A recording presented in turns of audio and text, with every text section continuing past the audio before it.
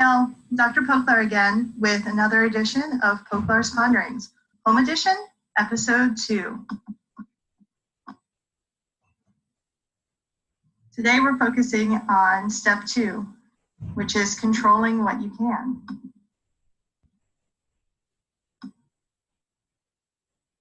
First of all, you can control your time.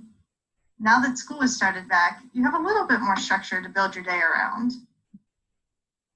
Routines matter, even for teenagers, especially in uncertain times. They're helpful because they increase your feelings of stability, of safety, and of security. Regular bedtimes help set your body clock to ensure that you have healthy sleep patterns, and having routines and working towards keeping them builds self-reliance and self-regulation. It also helps to give an island of control in a world of uncertainty. Knowing what to expect from yourself day to day makes it easier for you to confront all of the other unknowns that are happening around you. Don't forget to include time for fun, for socialization, and for wellness. And it's really helpful if you follow the unpleasant or not as engaging activities in your day-to-day schedule with something that you really enjoy. And we'll delve into some of those a little bit more. So when we're controlling for your time, that means your academic time. For example, creating a weekly or daily schedule and reviewing it at the end of the week to see where you can add or delete scheduled times helps you to create that routine. You can do it on your phone, on your computer, or good old-fashioned paper. Include your Zoom meetings, include your breakout sessions with peers, your independent work time, and time for yourself that isn't school-related. Review it at the end of the week. It's also helpful to have a workspace in your home. This workspace can be in your room, or it can be in a corner of a shared space, like the living room, dining room, or kitchen. Each of us has our own preferences for workspaces. Figure out yours. For example, do you like complete quiet, or do you prefer noise? Do you want sunlight streaming in, or does that give you a headache? Do you need a wide tabletop to work at, or do you prefer to sit with your computer in your lap? Can you sit with your siblings, or are they too distracting? You may have to try a couple of different options out before you find the one that fits best for you. Or a couple might work for different types of learning. If it is in a shared space, it could be helpful to have a bin or a box that you put everything in at the end of the day so you don't lose supplies and so they're not in the way. You want your workspace to feel comfortable and inviting. Maybe a favorite photo, snack, or blanket can be kept in your space to make it feel more like yours. You might also need to have a conversation with your family members regarding your preferred space and the possibility of setting aside quiet times where you're able to focus on your work or take some time to yourself. If you need help navigating those types of conversations, please feel free to reach out to Dr. Pucci or myself or another adult that you trust in the community.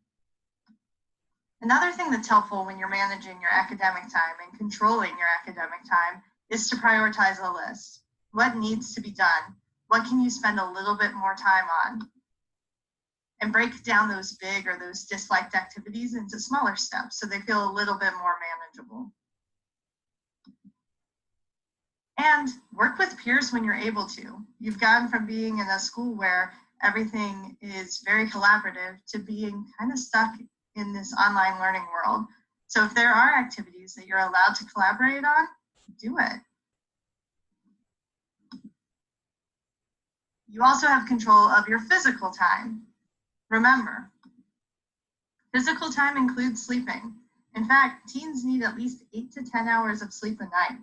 Getting enough sleep can help you fight off sickness, stay at a healthy weight, lower your risk for diabetes, heart disease, and other diseases, reduces stress, improves your mood and the clarity of your thinking, makes it easier to get along with others because you feel a lot less irritable. To ensure good sleep routines, consider not consuming caffeine after 2 p.m., refraining from napping, don't eat big meals right before you try to go to sleep, and keeping those electronics out of your room or turned off about an hour before you go to bed, or at least put them on the night setting. It also includes eating. Remember that workspace? Consider having healthy snacks easily accessible to your workspace so that you're more likely to eat those than to go searching for something else. A combination often recommended is protein and produce paired together. For example, an apple and some cheese, or carrots and hummus. If you can get fresh produce and fresh protein, all the better. Don't forget to hydrate. Sometimes it's hard to remember when you're just sitting in front of a computer screen for hours at a time. And finally, don't restrict yourself from all your favorite snacks completely. Use those snacks as a reward for yourself, or build it into your routine. For example, I make myself a good cup of pour-over coffee with a dollop of whipped cream only after first drinking a cup of water and getting my kids squared away for the day with their distance learning. And I'm sure you all have heard that exercise makes you feel good. In fact, some studies have found it to be as effective in treating depression as medication is. Additionally, just being outside is linked to increased emotional and mental well-being. If you're able to go outside, do it. If not, try to get some sun and fresh air through the windows. The World Health Organization suggests 30 minutes of moderate activity per day. That can be broken down into several chunks or a full 30 minutes at a time, and can include everything from walking up and down your stairs to a run outside to cleaning the bathroom. In reality, it is just getting your body moving. There are tons of organizations that are offering free yoga, workout, and dance videos online. Check out the email that came with this presentation to check some of them out. We can all be like Carl the Snowman by the end of this. You also have control over your social time. Don't forget that humans need socialization. It's not that we just want it or we enjoy it. We legitimately need it. Some tips for socializing during coronavirus-induced lockdowns include just do it. Not just go out there and be on top of each other, but go and reach out to people. It's gonna be weird. It's different to have your only friend interactions be through FaceTime or through text messaging, but it's worth pushing through that discomfort. Put socializing into your calendar in the same way you informally would before all of this went down. You know, you'd make plans for the weekend. You might not write them down, but you were making plans. You need to do the same thing now, but be a little bit more purposeful with it. Plan those times to FaceTime friends or to check in with friends. Continue to seek support from others. And that's part of step 3, so we'll delve into that a little bit more later. But it's really difficult to go through a hard time if you're doing it all by yourself. And face-to-face is always better than text only. So that FaceTime, while it's kind of weird and uncomfortable, is still better than only reaching out to people via text. Some options for socializing in this new world include Netflix Party, where you can watch shows with friends. You can do hangouts or Zoom dinner parties.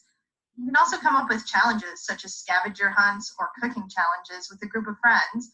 And you can use group chat or group video conference to see who wins and who's coming up with what.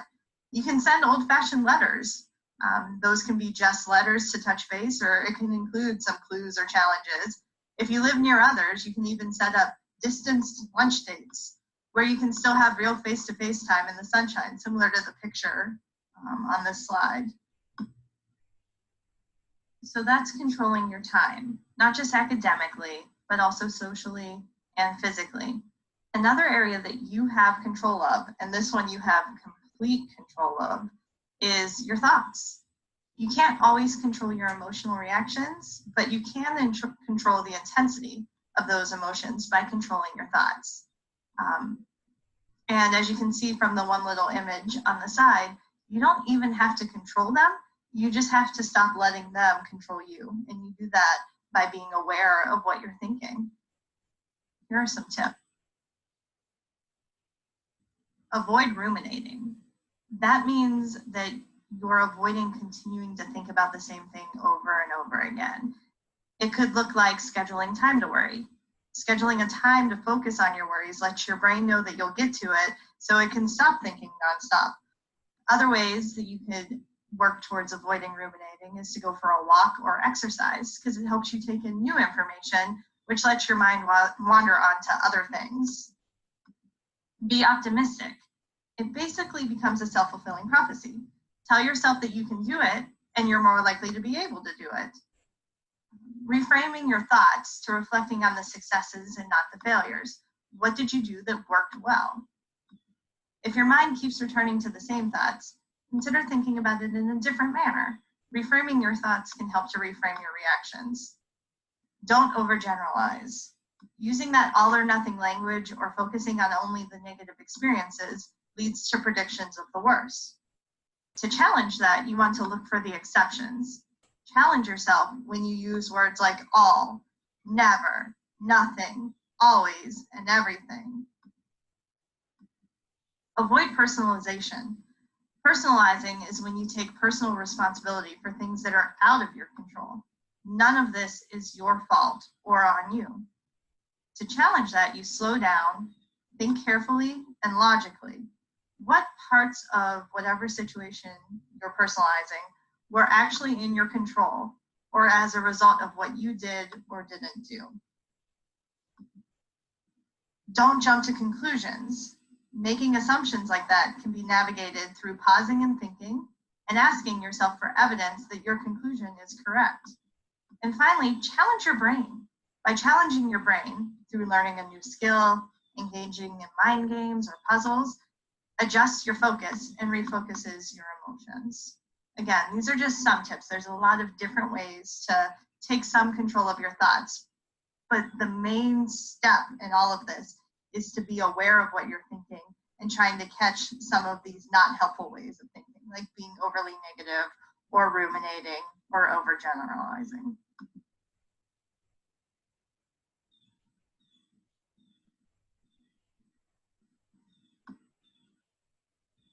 And then another thing you have control over is your emotions. Yeah, I know, I said we can't always control them, but we can regulate them. Emotional regulation is when you manage your own emotions. And the way we do that is by inhibiting our first reactions to things. So we feel the emotion, but we inhibit our behavioral response. And we make a choice as to how we choose to express the emotions that are welling up instead of just letting whatever flows out, flow out. Some tips for that. The first one, identify and name the emotions that you're having. It's easier to control what you do about a strong feeling when you have the name for the strong feeling. Consider saying it out loud. I'm feeling really frustrated right now. I've had to do this same slide 4 times because my kids, my dog, and my husband keep on walking in. The next step, accept your feeling. Feeling that you're feeling your feelings doesn't intensify them. Ignoring them and locking them away does. A lot of times we try to hold it all in because we're worried that if we feel the feeling, it's just going to get bigger. It doesn't. It gets bigger when we lock it away. It is okay to feel whatever you're feeling. Feelings are not good or bad. They're just our body and brain's response to a situation. Let yourself feel whatever you're feeling. You don't have to tell yourself it's not okay to feel sad or mad or frustrated in the situation. It is okay to feel whatever named feeling you're feeling. The next step, express your feelings. Getting it out of your head is the only way to release your feeling. You can do this by talking about them with someone you trust, writing about them, drawing them out, crying, exercising, stretching, playing it out on an instrument, singing, screaming, meditating, or a number of other options. Expressing doesn't have to be you telling somebody else. It's just you getting it out of your head in whatever way feels best for you. The litmus test as to whether it's a healthy expression or not is, does it hurt you or someone else? If it does hurt you or someone else, there are healthier and more productive ways to express yourself. So I know I said screaming. Screaming names and angry slurs at somebody is not the healthiest way to get it out. But sometimes letting out a good can feel really nice. Finally, identify what you need to feel a little better. Care for yourself. Ask yourself what you need in this moment to take care of yourself. Do you need a few minutes alone? A hug? A nap? A walk? A shower? Self-soothing techniques can help a lot with this step. That's engaging in things you enjoy, things that are pleasing to one or more of your senses, like eating or savoring your favorite food, running your hand under cold water, listening to your favorite song, looking at a picture of your favorite place. These don't make you feel 100% better, but they do take the sting out of strong feelings. And then when you've calmed down a little bit, when that feeling has dissipated to some extent and you're able to think clearly, take a few minutes to review what worked and what didn't. What feelings did you identify and name? Were there other feelings under the surface? How did that expression take away some of that feeling? Did you go from a 10 in anger to a 7? Did it bring you all the way down to a 2? The more you review these things and think about them clearly, the better you'll be able to regulate your emotions the next time. In closing, there's little you can do to control this virus. There's little you can do to control how it's impacting school, how it's impacting your family, and how it's impacting you as an individual. And yet, as you've seen, there's a lot of things that you do still have control over, namely your time, your thoughts, and how you choose to regulate your emotions. This is a world-changing experience that we're all navigating through. It's probably going to feel like you're lost and alone at times. I want you to know that you're not alone and no more lost than all the rest of us. We are here and we care. Please, if you need support, reach out to any adult you trust in the community or in your home if you need support or help. And if you need some support and help in figuring out how to utilize your control, reach out.